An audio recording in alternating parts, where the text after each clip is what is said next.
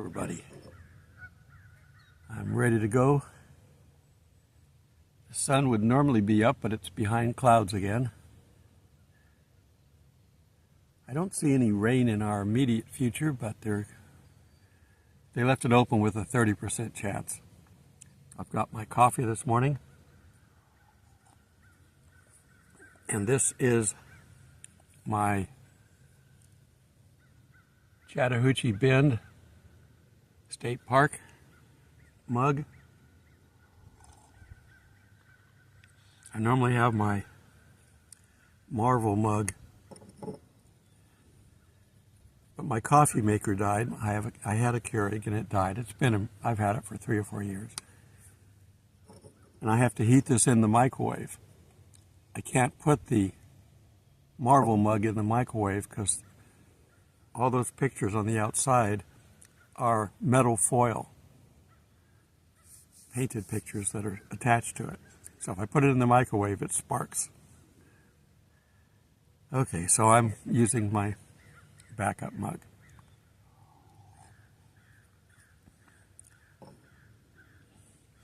I think I recorded a quick intro yesterday, and I think what I'm going to do is I'm going to stick it at the end as opposed to in the beginning. I don't like recording stuff that way, but I wanted to get outside and show you that it was raining and that I could still do what I needed to do. But yesterday was posting day, today is video day. I'm alternating. I was not getting, well, when I was preoccupied, and I still am with my son, it's hard for me to get my mindset back on God where it should be when I'm distracted. You've been there. You've got something that you have to do that's important that keeps distracting you. Sometimes it's there to teach you to multitask. Other times the devil gets in there and messes things up. So I always need prayer for myself and my son so that I can get back on track. But I don't know what I'm going to do as far as recording. I'm assuming that I can continue for now. But I got a little bit of a warning letter. Let's see, where did I put it?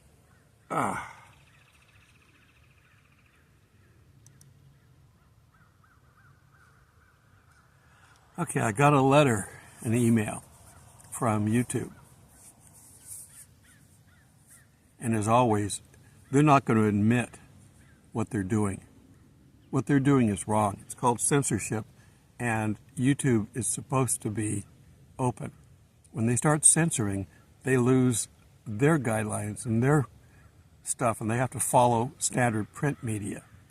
They're not allowed to coerce or do anything to their subscribers like they have been doing.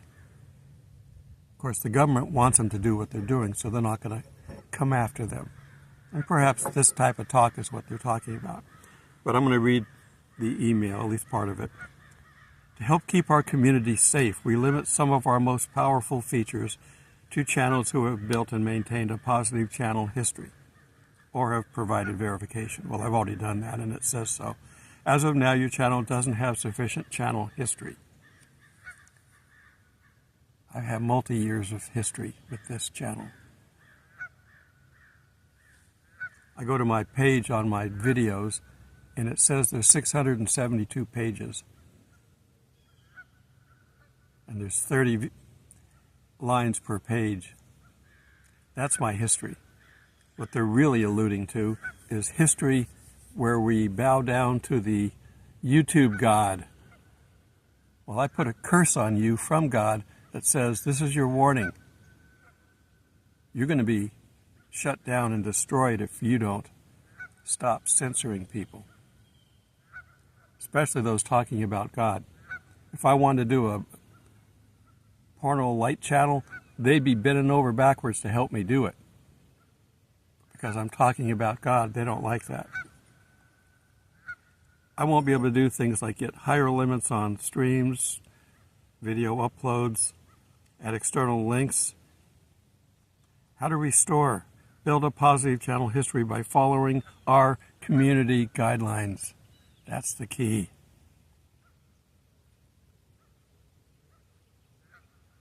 So, that's my shot across the bow, as you would call it. In military terms, that's where you shoot one of your shells off your deck-mounted guns and have it deliberately go across the bow. A warning shot, because you could pinpoint that to hit the ship. And God always gives warnings before he does something. This first part of the tribulation time frame, if you will, is the warning shot. The second half, after the abomination, when we see that the wrath of God is released, that's what that is. That's the wrath of God. And that's why we have to be out of here. But this first part is a warning shot. It's to warn the world what's happening. You better pay attention. And if you don't, then the second half is the wrath of God. Which, if it wasn't cut short, there wouldn't be a human being left alive. It's not going to be nice. That's where people are wanting the mountains to fall on them and hide them from God.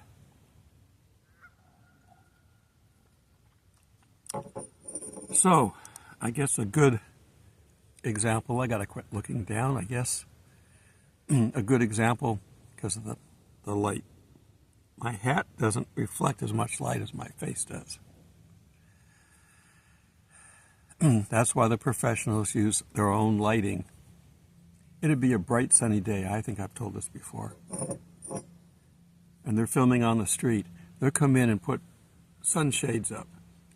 Big 20 by 20 sunshades to block the sun from lighting the area. And then they come in underneath that and put lights up to light the area. That way they can control how much light is in the area. And they've got their light meters and they're looking at all this stuff. And they professionally know how to do all this. Me, I just set up my phone, turn it on, and hope that I can get a good picture. I've got professional stuff too, but it's actually more work. I can completely film, edit, and post on my camera. It's amazing, the technology. Where are the geese going? They're over there on the water. That whole bank behind me was almost black and white because of so many geese. When I got here this morning, I tried to tiptoe in and be quiet. And I got about 10 feet away and they started cackling, and all of a sudden they all took off. Half went that way and half went that way. The ones that went that way never came back. The other half were over on the water. Okay, so God always warns people. So if you're getting a warning, pay attention. You cannot get away from God. He's omnipresent. Okay, just a couple of quick news updates before I get into the story.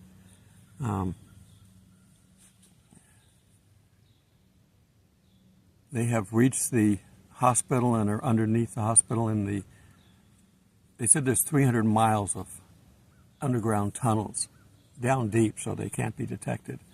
Some wide enough for vehicles to drive through, others that are just you crawl through. But there are connecting tunnels all underneath Gaza.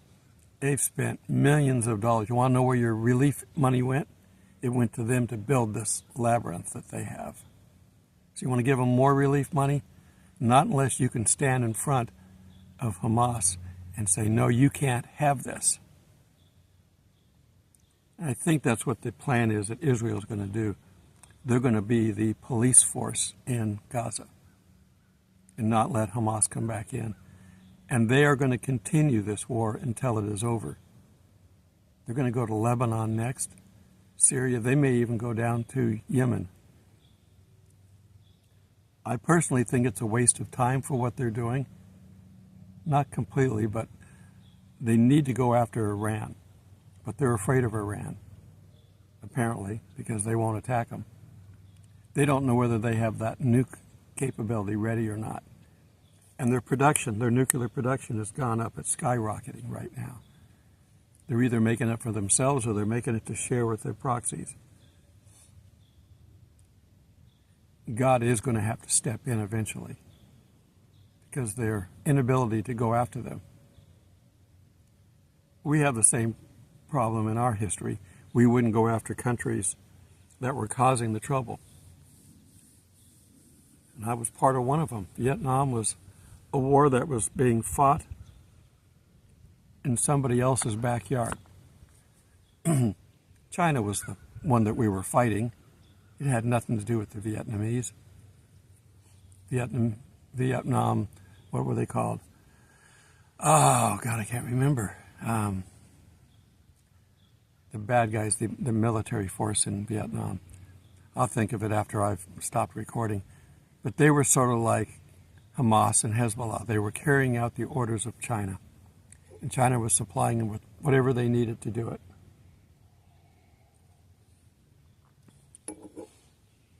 And so we were actually fighting China, but we wouldn't fight China. We'd draw our line in the sand and, I dare you to come across this line. And of course they'd step across the line and we'd be indignant and, well, then I dare you to step across this line. We kept playing that little game, and that's what it was, a game, because it wasn't solving anything. It was just delaying the fact that they wouldn't do what they needed to do. They should have gone into the north, cut off all the supply lines, and been ready to go to World War III with China if they didn't stop. But we didn't. We continued losing men and women in combat in Vietnam. And there's still those that didn't come back.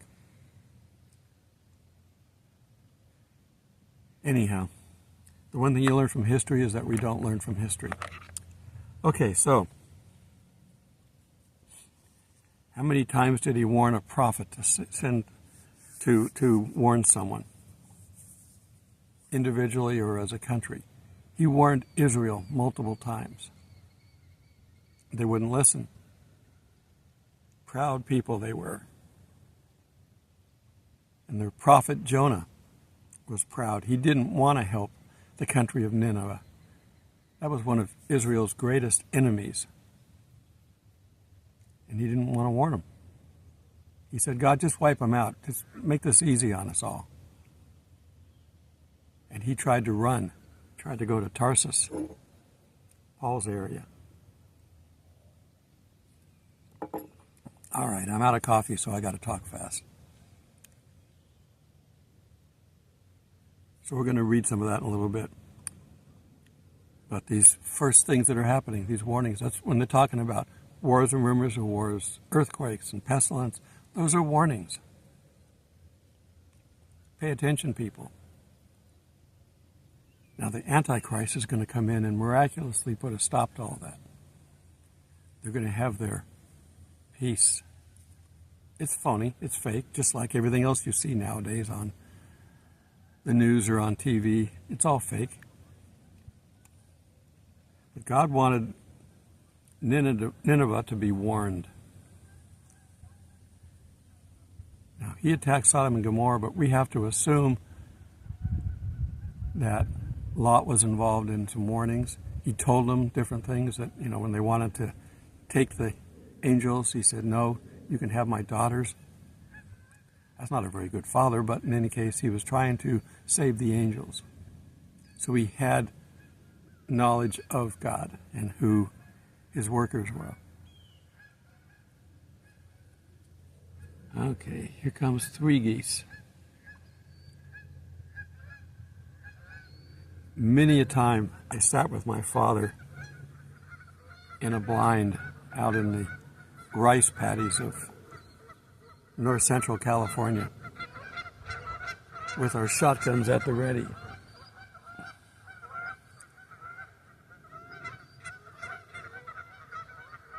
Listening to the geese come in talking, they're looking for their comrades.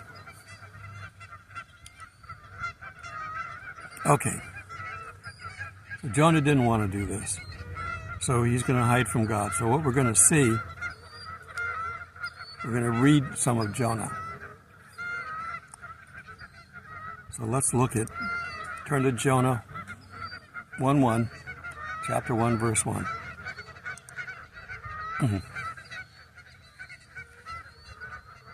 They're all on the ground talking over there. That's the noise they made before they took off, but now they're greeting fellow geese. Okay, now the word of the Lord came unto Jonah, the son of Amittai, saying, Arise and go to Nineveh, that great city, and cry against it, for their wickedness is come up before me. God sees and knows all. So he wanted to warn him. But Jonah rose up to flee into Tarshish from the presence of the Lord. This is comical to a degree. You're going to run from God? And he went down to Joppa, where he found a ship that's on the coast in Israel there, where they can take the ship around the Mediterranean over to Tarshish. And he found a ship going to Tarshish, so he paid the fare thereof and went down into it to go with him to Tarshish from the presence of the Lord. This is almost comical. But the Lord sent out a great wind into the sea, and there was a mighty tempest in the sea, so that the ship was likely to be broken. These are small wooden ships, and that ocean is powerful. And this is the Mediterranean now. This isn't the Sea of Galilee. So it can really get bad out there. Then the mariners were afraid, and they cried, every man unto his God, and cast forth the wares that were on the ship into the sea. They were throwing cargo overboard, trying to stay afloat, to try to lighten the load so the ship would stay up. But Jonah had gone down into the sides of the ship, and he lay and was fast asleep. I want to know what Jonah was taking to sleep, the same stuff that Jesus was taking when he was sleeping in the boat that was having trouble in the weather. How you can sleep through this stuff, I don't understand. So the shipmasters came to him in verse 6, and said unto him, What meanest thou, O sleeper? Arise and call upon your God, if so be that God will think upon us that we perish not. Get up out of that bed and come pray with the rest of us. We're going to die if something doesn't help us. Call on God when things are bad. That's what people do. Okay, and they said unto every one of his fellow, Come and let us cast lots, that we may know for whose cause this evil is upon us. Back then, good and bad was always blamed on behavior.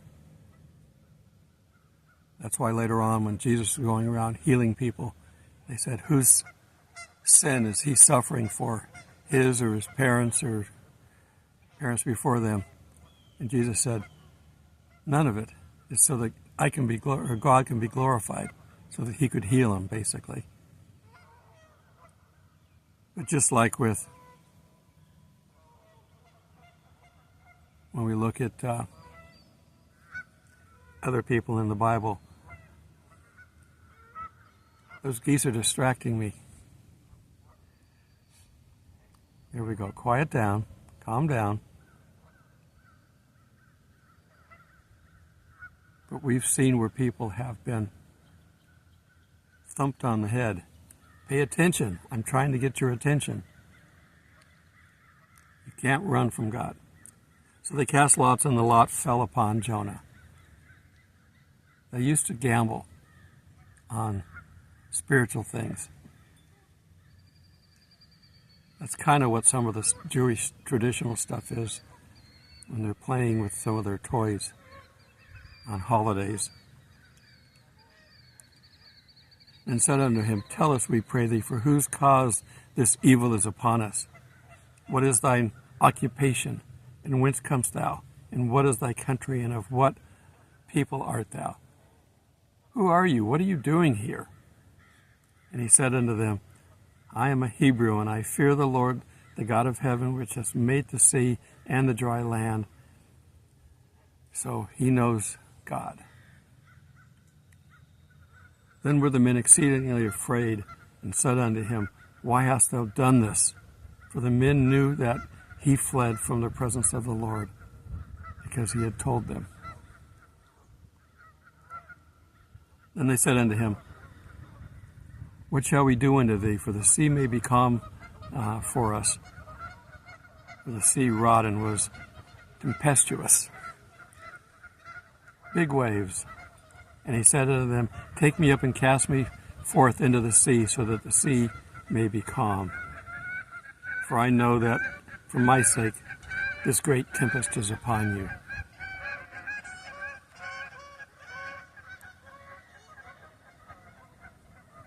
What are you guys doing, comparing recipes? You know, sometimes people substitute geese for turkeys this season.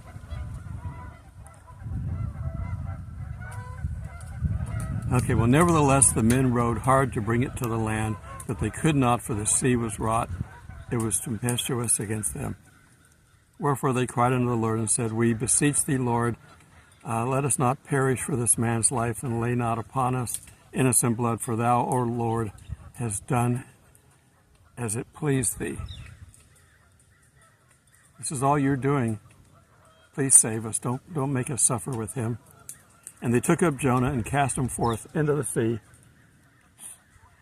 and the sea ceased from her raging. When you do the right things, there are good from it. And they took up Jonah and cast him into the sea. Okay. Then the men feared the Lord exceedingly, and offered a sacrifice unto the Lord, and made vows. Wow, we get that. And finally now the Lord had prepared a great fish to swallow up Jonah. So one showed up, apparently. They got the call. Aquaman calling fish. Well, God is doing the same thing. And Jonah was in the belly of the fish for 3 days and 3 nights. A complete cycle. We see that used often enough in the Bible. And we're going to jump all the way down to 2:10. Jonah finally gave in, pleaded with God, and the Lord spake unto the fish, and it vomited out Jonah unto dry land. So not only did he spit him out, but he spit him out on the land, or close enough to it that he just walked over to it, I guess. Because he could have vomited him out in the middle of the ocean, and he'd have had too far to go. We don't know how far they get when they're on that boat. Okay, let's jump on down to 3. And the word of the Lord came upon Jonah the second time, saying, Rise, and this is the second time God has said this, Go to Nineveh, the great city, and preach unto it the preaching that I bid thee. So Jonah arose and went unto Nineveh, according to the word of the Lord. Now Nineveh was an exceedingly great city of 3 days' journey. It was a big city, and again, like I said, it was the nemesis of Israel. And he cried and said, Yet 40 days, and Nineveh shall be overthrown. So he's telling the people, you've got 40 days, a little over a month. So the people of Nineveh believed God and proclaimed a fast, and put on sackcloth, from the greatest of them even to the least of them. Now we're going to jump down to 4. Even after this, Jonah is still being stubborn. In 4:1, but it displeased Jonah exceedingly, and he was very angry. And he prayed unto the Lord and said, I pray thee, O Lord, was not this my saying when I was yet in the country? Therefore I fled before you unto Tarshish, for I knew thou art a gracious God and a merciful God, slow to anger, and of great kindness and repentance. He's trying to butter him up because he's not happy there. Therefore now, O Lord, I beseech thee, might take my life from me, for it is better for me to die than to live. Then said the Lord, Dost thou well to be angry? What are you angry about? So Jonah went out of the city and sat on the east side of the city, and there made him a booth, a small lean-to hut of some sort. The word booth there is the same as used in the Feast of Booths that they have, tabernacles. It's just a little quick thrown together shelter and sat under it in the shadow till he might see what would become of the city. He was waiting for God to destroy it, I guess. And the Lord God prepared a gourd and made it come up over Jonah. Now, we don't know what it is exactly. Gourds take a little while to grow, so I don't know what this was. But it did provide shade, that it might be a shadow over his head to deliver him from his grief. So Jonah was exceedingly glad for the gourd. But then, God knew what he was doing. God prepared a worm when the morning rose the next day, and it smote the gourd, and it withered. Never underestimate the power of God. He controls everything, from the gourd to the worm, to the whale. And it came to pass when the sun did arise, that God prepared a vehement east wind, and the sun beat upon the head of Jonah, and he fainted, and he wished himself to die, and said, "It is better for me to die than to live." And God said to Jonah, "Dost thou well to be angry for the gourd?" And he said, "I do well to be angry, even unto death." Then said the Lord, "You have pity on the gourd for which thou hast not labored, neither madest it grow, which came up in the night and perished in the night. And should not I spare Nineveh?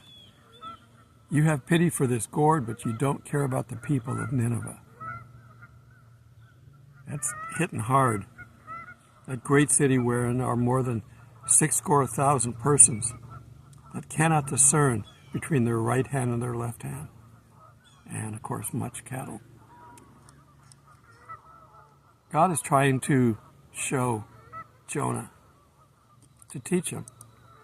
This was a full teachable moment which we have recorded so we can be taught. Do what God asks you to do. You can question it, but do it. And do it with a cheerful heart, a joyful heart.